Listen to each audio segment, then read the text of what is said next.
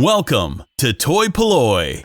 Hello and welcome to toy-polloi. It's another Sunday morning. It's Sunday the 9th of October 2022 and I am back at the Bath and West Showground. Now this is slightly different to my normal video because normally I turn up at 10:30, which is when the show opens, and I just go in as a normal punter. But today I've got things to do later on, so I'm coming here for the early bird version of the show, which means I have to pay slightly more to get in. Normal ticket price is like £4. Early bird is £10, and it's now just after 8:30 in the morning, so I assume there'll be lots of stallholders still setting up their stuff. It's going to be a sort of different vibe for me because I've never done this before, but as I've got things to do later in the day, I've got to come here early because I want to do a bit of toy hunting. So let's go and see how different it is and see if there's still bargains to be found at this early hour of the morning.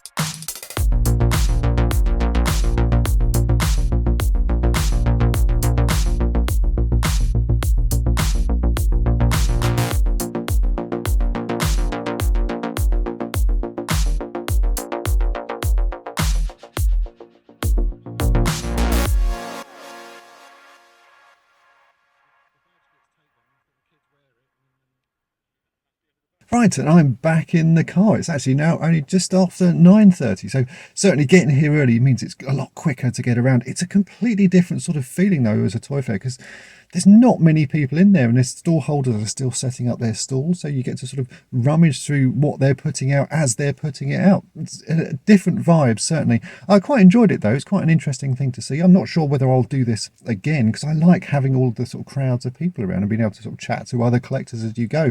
But it's been interesting, and I have managed to pick up a few sort of bits and bobs. Quite big items. I wasn't expecting to buy sort of some box pieces, but there were a couple of box pieces that I had to get, so I've grabbed those.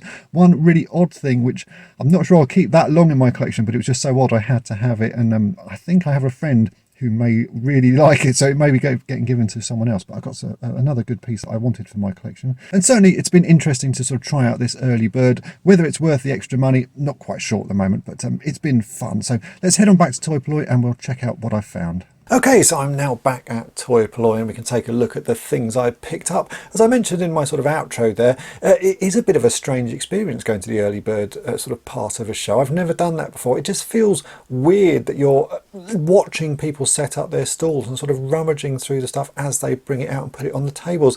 I felt a bit awkward doing that. I'm sure other people don't, but I just found it a bit of a strange experience. It's also sort of odd walking around a toy fair when there's not that many people there. I like the sort of hustle and bustle of a toy fair. So for me, it felt a bit strange. I'm not sure if I'll do it again. It was today I had other things I needed to do, so I had to sort of get there early.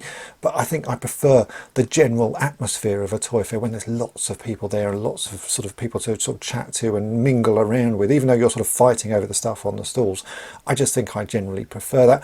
But having said that, I still came back with some good bits. This is not all of it. This is just the start of it. So first up, I need to say a massive thank you to Steve from Vintage 72. He's someone I've dealt with many times before on Facebook. He's got a great Facebook page where he lists all sorts of toys, and I picked up this Skeletor from him. I'll put a link to his Facebook page. It's sort of in the description, so do go and check that out. This is just another one for my collection. As I've said before, if I see them cheap, I do tend to pick them up. It's becoming a little bit of a joke now, I suppose, because of the amount of them I buy. So it's another Skeletor to add to my collection. He's not in too bad condition, a bit dirty and a little bit yellowed. I'm going to give him a good clean up, but he's another one that will look quite nice in my growing army. I then also picked up from Lawrence at Toy Planet UK. This is the first thing I picked up from him. This is the m.a.s.k Venom Manta.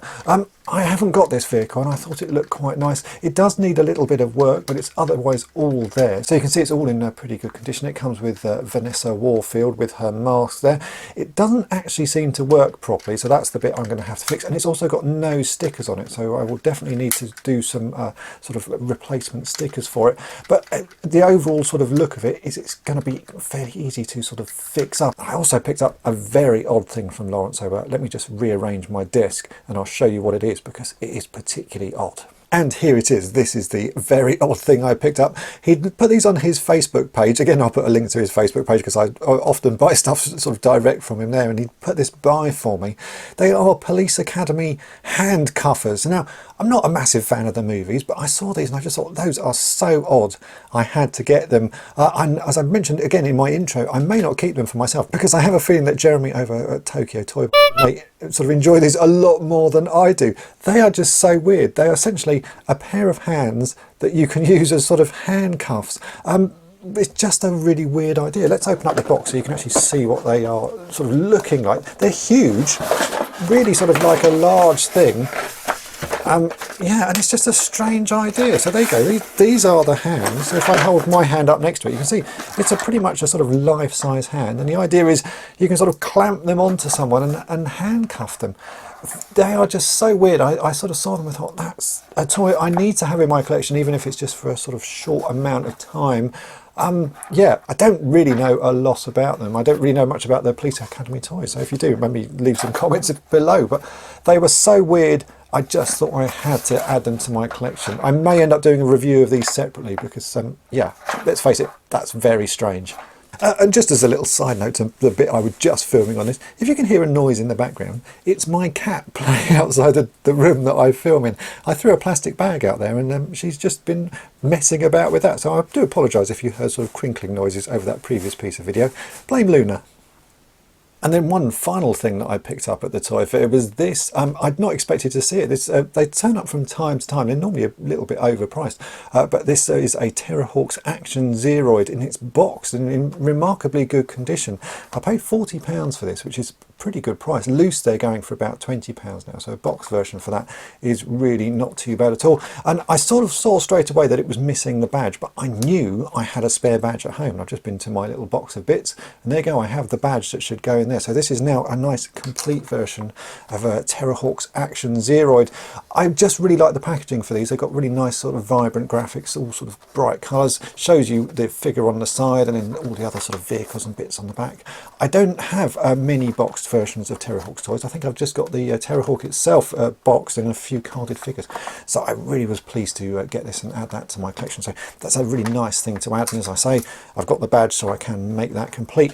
Now, prices at the toy fair were all over the place. There were a few things I picked up and I'd asked the prices on them, and they were just asking crazy money. There was a Blue Pants Eagle Eyes Action Man, which at the moment I would say online you could get them for sort of £35. The guy wanted £50 for that, and it wasn't in an amazing condition, so that I immediately put back. And then I also saw someone had a Battlestar Galactica Mattel Viper. I've got quite a few of those, and they're not that rare, they're not that expensive. So I asked him how much it was, and he wanted £118 for a Mattel Viper. It didn't have the pilot, it had got paint on the bottom of it, it wasn't boxed or anything. I just thought that was absolutely sort of bonkers prices, and I did have a little bit of a laugh at him and just said, you know, that seems an awful lot of money for something like this, but he was adamant that £118 was what he wanted for it. So it was another thing that I left there and left behind. But as well as all these bits that I picked up at the toy fair, I'd been to my local town the day before and I'd found something rather good in a charity shop, so let me show you that as well. And this is what I picked up at a charity shop. So this is an Action Force armoured troop carrier, the Z-Force sort of version of it. I paid £10 for this. It's not in amazing condition, but it does have figures and stuff inside, so I thought it was worth grabbing. It's missing a set of wheels. You can see there should be 3 sets of wheels either side. And actually when you take it apart and look inside, someone's done a lot of painting on it. So there's paint all around here, and if I take the cover off, you can see inside there's sort of names painted. It says P inside there, and actually if we take this front portion off, there's silver paint, all sorts, and another P written on there. But for £10, it's a good sort of project vehicle. And as I say, there are figures inside, so let me get those out and I'll show you. There's also even a few weapons. So we have a couple of SAS guys. One's got a backpack, and then we've got some more of these Z-Force people. There's one chap there without an arm, and a couple of other different soldiers there. They're all in fairly dirty condition. And again, they've all suffered with a bit of a silver paint pen, I'm going to say. There's a lot of silver paint on these. But that can all be removed, they can all be tidied up. So I've got 6 figures, or 6.5 figures there. There are even a few weapons. So we've got that, which I think is I would say that's IG-88's gun, so that's a Star Wars gun. We've got another little sort of rifle there, another gun there. There's even the stretcher there. And then there's also this, and that's actually a gun I do need, because if you watch my videos over on toy-polloi 2, if you don't, I would suggest that you go and check out toy-polloi 2, which is my new channel. It's where I do all of my unboxing. So this is the sort of rocket launcher or missile launcher that goes along with the Red Shadow figure here, and I was recently given another one of these figures. So that I do actually need, and I can sit straight away and finish that figure. So as you can see, for £10, I thought this was quite a good bargain. It needs work, it's not complete, it's pretty worn and pretty damaged, there's lots of paint, as I say, but there was enough there to make it worthwhile. And these figures, I don't think I've done any sort of restoration videos on these Action Force figures, so maybe these are good candidates to do a video on. I'll show you how to get rid of the paint and tidy them up, generally give them a good clean up. So if you'd like to see that, then leave a comment below, and yeah, maybe I should start doing some Action Force videos. But there you go, that was a good charity shop buy to go along with all the stuff I've picked up today at the toy fair. So here we go, that is all the pieces that I picked up over this weekend. Some really interesting stuff and some odd things. Those hand covers are particularly odd, but I'll keep them for a little while. Certainly they are strange enough that I want to have them on display here, and I'll maybe try and find out a bit more information about them. But the rest of the stuff is all good. nice new Skeletor, and I'm going to have fun fixing this up. I can see this being a future video because a lot of people ask me how to get the vehicles working and the mechanisms working, and as this Manta doesn't appear to work, I think that will be a fun project. So overall, really good fair. I don't think I'm going to be doing the early bird thing again, just because I like to have sort of people around and people to chat to, and it was a bit strange rummaging through stalls while they're being set up, but a nice thing to try out anyway. If you've enjoyed this video, then make sure to hit the subscribe button and tap the bell to be notified each time I upload a new video. And as I mentioned, why not go and check out toy-polloi 2 as well, because I post an awful lot of videos over there as well. So I'll put a link to that in the description, along with the Facebook pages of the people I've mentioned during this video. And thanks for watching.